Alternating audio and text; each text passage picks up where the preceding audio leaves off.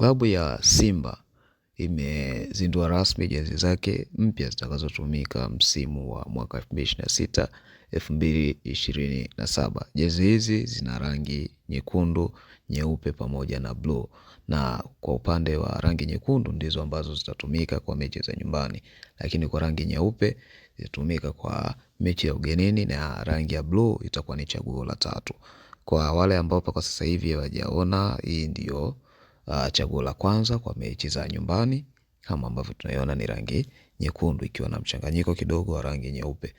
Na kwa upande wa mechi za ugenini, kwa ile jezi ya rangi nyeupe ni kama hivi, tunaiona nyeupe ikiwa ni sehemu kubwa, lakini sehemu ndogo kukiweka urembo wa rangi nyekundu. Na kwa upande wa chaguo la tatu ni rangi ya blue kama tunavyoona ikiwa na mchanganyiko wa urembo kwa upande wa rangi mbili ambayo nyeupe pamoja na nyekundu. Kwa hizi ndizo ambazo zitatumika, ni jezi ambazo zitatumika kwa msimu huu wa mwaka 2026 2027.